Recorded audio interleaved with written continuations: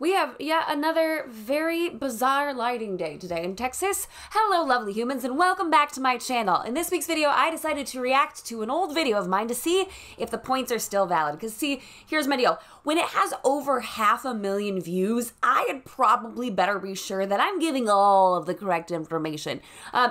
By the way, wow, it's like I forgot how to do my intros. My name's Jamie. Thank you so much for watching. I'm a wedding planner based in Central Texas, but we have an office in Southern California. You should probably subscribe because you know, then we can plan your wedding together. Great. Got that out of the way. And that is the 25 most commonly forgotten wedding items. This is a video I did 2 years ago. At least that's what YouTube tells me. It says 2 years underneath the video. I don't know how long it's been, but somewhere in that sphere of time.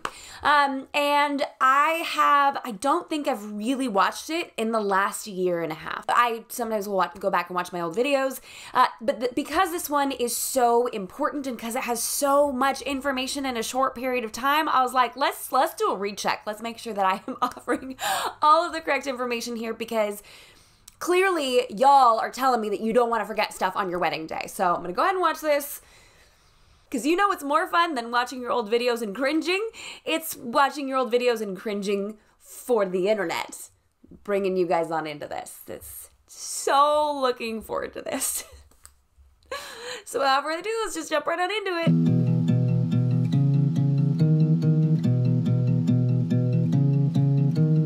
it. Oh gosh, I just panicked thinking I wasn't recording. Let's do this. Well, hello lovely humans and welcome back to my channel. If you are watching this on Wedding Chicks or over on Facebook, thank you so much for stopping by. That audio is terrible. Why are you guys here? If that is what you started with, there are so many things to remember for your wedding day. Like so many things, and that's where a planner comes in handy. Yeah, I haven't grown out of that phase yet. These items are in no particular order because I didn't take the time to put them in an order, but if you are a note taker, grab a pen, grab a paper, and start jotting some of this stuff down. Number one, ice. If you are putting together a DIY bar, or if your bartenders don't provide it for you, or your venue doesn't provide it for you, you will need a ton of ice. No, this one still holds a lot of weight, and I still see this happen at so many different events. In fact, there was a venue here locally in Texas that we were partnering with for a short period of time, and they had an ice machine on their property. But what the problem was is most people assumed that the ice machine would be sufficient enough to cool drinks for all of their guests. That is not always the case. So if there is an ice machine at your venue and you've watched this video and you're like, I'm good, I'm golden, the venue has it going on for me, you need to confirm that it's going to be enough to chill down all of the beverages that you're bringing with you. The main concern with having ice is making sure you are delivering cold drinks. Number two, a bustle video. The bustling takes a long time. So even if you have your maid of honor or your mom or someone else present at the last dress fitting and they learn how to do it, having a video on hand is extremely helpful in case we can't find your maid of honor or your mom, or they forget how to do it. Please have someone film your bustle. Yes, 100% right along with this. I say that I'm trying to be better about it with my clients. I'm still not great about it. I still forget, and this is something I could definitely improve on. But we run into this pitfall, I'd probably say 1 in every 4 weddings where like no one knows how to do the bustle or they've forgotten. That's like 25% of the time. And that's because I'm not a seamstress and I've bustled a lot of dresses, but if I'm only doing it 25% of the time, I'm not gonna get any better at it. Make sure that you are talking through the points of what you should be looking for, not just filming it, but actually verbally saying what you're looking for in that video as well. Food. Feed yourself, please. As nerve-wracking as your big day is going to be, you need to feed yourself. And within that, make sure your bridal party has enough food too. Yes, feeding yourself. This is something that we've run into. A lot of times the couple will be running on just sheer energy and adrenaline, and they're not thinking about eating. And we definitely don't want to force feed you. That's not our intention of making sure food's readily available. You will need calories to get through the day, of course. But you also want to make sure that your bridal party's okay. I was a bridesmaid. This one time I was a bridesmaid. I was pregnant and they didn't feed us enough and I almost passed out during the ceremony. You don't have to have a pregnant person in your wedding party to need to feed them, but it is something to absolutely keep in mind, because there are some photos where the photographer was like, had to zoom in real close because I was completely missing from the bridesmaid lineup. So make sure you are sufficiently feeding yourself and your wedding party. Light sandwiches, fruit, it could be those super cheesy, you know, vegetable trays with ranch in the middle of it. It doesn't matter. You just need to make sure that food is available.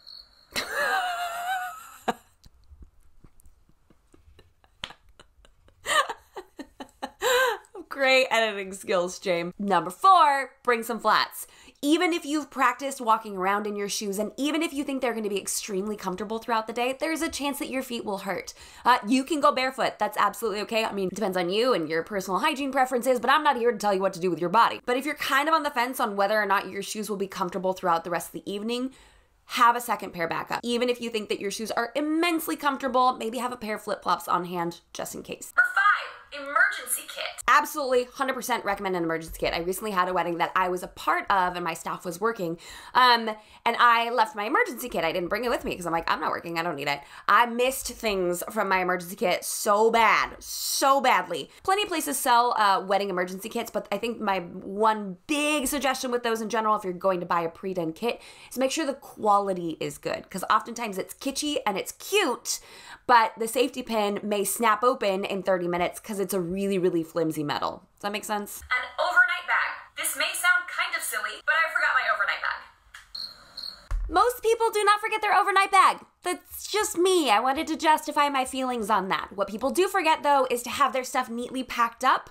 before leaving the venue where their overnight bag is. Most people can figure that part out. But what I will say is when your stuff is all scattered throughout getting ready space or a suite that you and your wedding party are getting ready in, then it can be really difficult to round up someone from your wedding party to be like, hey, do you know where all of Jamie's stuff is or what belongs to her?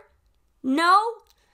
Great. Okay, someone's gonna get her curling iron then, because I just, like, as a planner, I don't know, obviously, what belongs to the couples. As you're getting ready, be mindful of that, if possible, to start tucking some things away, or assign it to someone and say, hey, can you help put all my stuff away? My head is in the clouds right now, I can't even focus, but we will need this to go into the car or back to our hotel room, whatever it happens to be, and I don't think I'll be in the right headspace to come back and clean all this up. Could you help me? Number 7, cash and ID cards. Again, this is kind of common sense, but if you do run into a situation where your ID is required, it is smart to keep that on your person. If you are a bride and you have a gown or a cute little clutch that you're taking with you and you don't necessarily want to carry that on you, make sure it's in your overnight bag. Obviously, you don't need your ID at your own wedding, I'm assuming you don't need your ID at your own wedding, but you should have that with your belongings. Make sure that you have a source of funds if you should need it.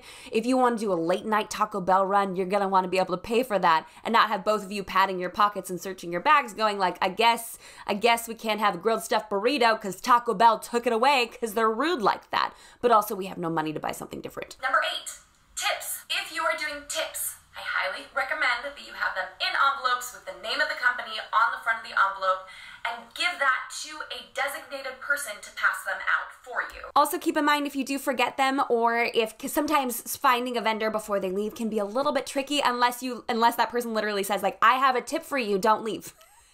Because then they'll just check out and go. So even sometimes for me as a planner, I'm like, I don't always catch people before they leave.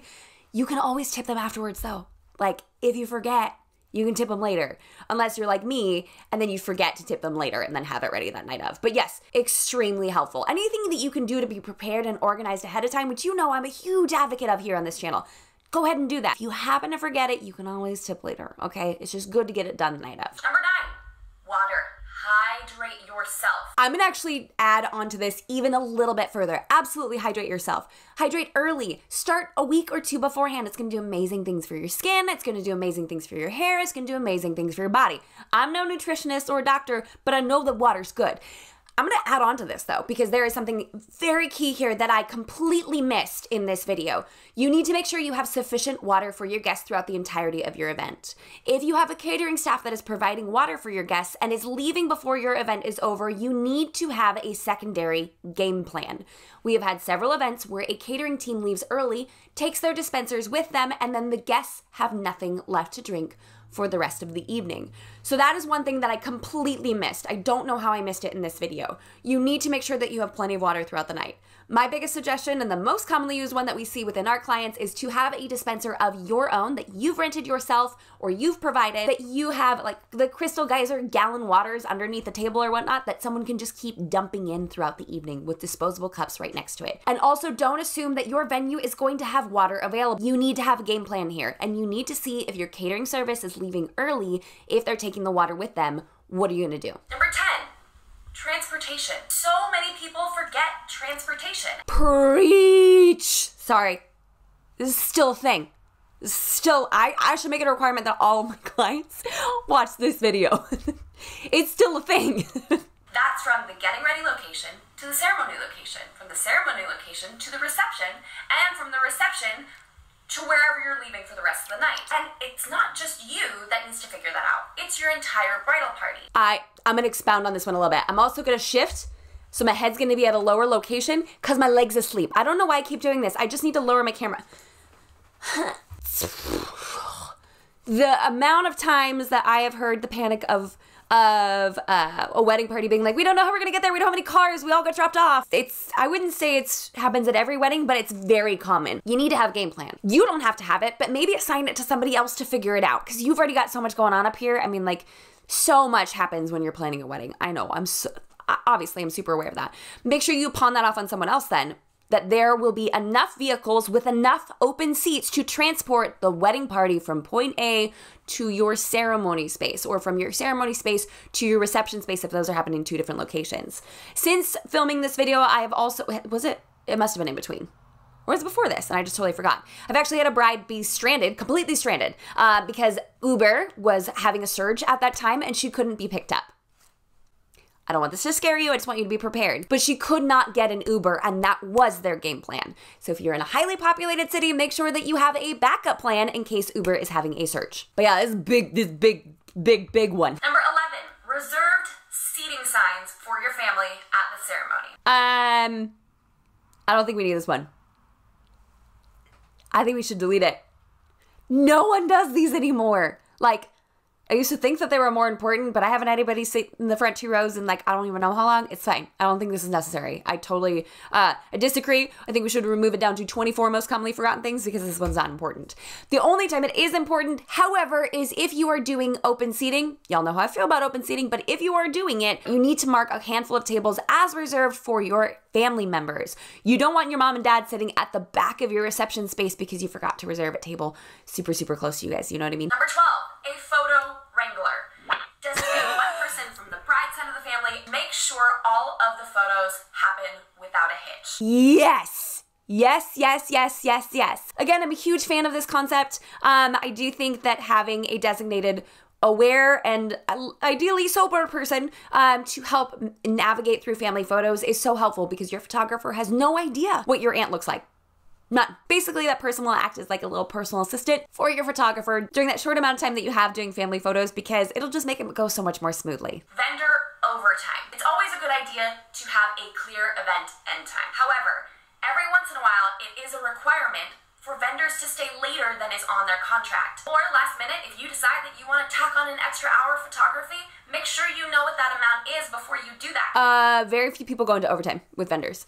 And if they do, they don't always want their photographer or a lot of their vendors to stay. Usually it's just the DJ and potentially the teardown crew, which could be your catering service, and maybe it's your wedding planner. Yes, there are massive costs that come with that. I know that our overtime fees are not cheap. And you know what? They shouldn't be, because if I'm gonna have to pay my employees overtime, I'm gonna make sure they're well compensated, you know, as per the law. I just don't think it's that common, but I do think that when people keep partying, they just forget that it could be super expensive if they choose to do that. So we'll call this an alternate, but I don't know if it should still be on the list. Coming from someone who will be at your event for 8+ hours, please do not forget vendor meals. Ooh, I got some heat for this one. So many people were like, and I think I did more on it in another video. So many people were like, why would we feed vendors? Every employee at a regular job is responsible for their own meals. Why would we feed vendors? If you are okay with your photographer leaving your site for an hour to go get food down the street, eat it, and then come back, totally fine. But if your DJ decides to kick off toast while your photographer's gone, You're not getting any memories of that. You're not getting any captures of that. If you are in a location where there isn't a drive-thru right down the street, there is no alternate option. You don't have to agree with it. You don't have to like it, but this is the norm within the industry that you do need to feed your vendors meals. There's already so much going on, you'd like for them to stay on site, and technically we don't even really get a real meal break. If you want us to take one and you don't want to feed us, then there's a chance that we will not be available and or present to do all of the duties that you'd hired us to do. So in order for us to be fully present, we also need to be fully nourished and fed so we can stick around. Number 15, music selection. With a professional DJ, this is much less of a concern because they're pretty good about asking all the questions. But in case you're DIYing your music, I do agree with this one. These days we don't really work a whole lot of events that don't have a DJ, simply because that's just the tier that we're falling into, I suppose. I do agree. I think this is more of an alternate. I don't think it's a commonly forgotten item. I do think it's important to think through, especially if you do not hire a DJ. You will need to have a plan of attack. But you already kind of know that if you're not hiring a DJ, that a lot more responsibility or work is going to fall on your shoulders. So yes, remember to pick out your music selection. But I don't know if it needs to be on this list. Your marriage license. You need to carve out time to sign it, and you need to make sure someone is in charge of handling that. Yep. Oftentimes we recommend that it goes with the officiant because they're the person who's legally allowed to marry you. So if you can send it with them afterwards, amazing. It's one less thing that you have to deal with. We love that for us. You also need to find someone who is sober to take care of that. We've had someone drink a little too much and write the wrong city, so it invalidated the whole thing. So this is a big thing. It's a legally binding document, like I said in this video. So make sure whomever you're assigning this to can bear that responsibility appropriately, and then can take care of it for you afterwards, unless you want to be the one to send it in. But someone has to physically move it into your bag for you. You don't want to leave it at the venue. You want to be aware of this and have a game plan ahead of time. Gift wrangler and the vehicle it's going into. We need more than gift wranglers. All of your stuff that you brought, what boxes are they going in? We don't see a lot of gifts these days. We see mostly cards, which is perfectly normal, especially in the day and age of Amazon and faster shipping rates. But if you are DIYing, whoo, that's a whole different story. You need to have a vehicle for all that stuff to go into. Again, we had an event semi-recently where there was not a game plan. And it was a long night. It was a long night. Even if it's your own vehicle, who's getting them into that car for you? Number 18, cake topper, cake server, cake knife, and champagne toasting glasses. Yeah, we've cut multiple cakes with plastic butter knives before. It's not a big deal. It still gets the job done. It's just a little bit harder and a whole lot messier. If you are serving cake, you will need a cake knife and you will need a cake server. A plastic fork and a plastic knife just really don't make the cut. But you need something a little bit more heavy duty than that. Number 19, guest book pens. I don't know why, but guest book pens get forgotten all the time. Yep, 100% valid. We still run into this all the time. I have to keep restocking my pens in my emergency kit. This is very valid. You need to have more than one, more than two, probably more than three, because several of them will grow legs and walk away in a guest pocket. If you don't have a specific pen you want to use, you still need to have that readily available. These get forgotten quite often. This is something we work really hard with on our clients. It's not that complicated. We just remind them. A list of personal or DIY items and where they go. As a planner, I will go through those items and make sure they are placed exactly where you've asked me to place them. This is still very important. Still very much support this. Whether you have a wedding planner or you don't, it doesn't really matter if you've shared this information with someone beforehand. Sometimes they'll get to the day of your wedding and be like, oh no, I forgot. That's okay. Human brains forget stuff sometimes. So having a detailed list, even if you're not a super detailed person, is going to be extremely helpful. Those who are helping you set up and tear down will lean heavily on this list. So I recommend having a physical copy or 3 and a digital copy either texted or emailed to your to those that are helping you. Speaking of taking items afterwards, number 21, a tear down crew. This is one of the most overlooked items for your wedding day. Read over your contracts very carefully to gather all of your belongings, to take down any string lights that you've hung up, to remove florals from arbors if the venue requires it. And don't do that age-old classic, well, people are there, I'm sure they'll help out. Because sometimes they don't. Sometimes they do, but sometimes they don't. Most of the time they don't. Yeah, sorry. There, I said it.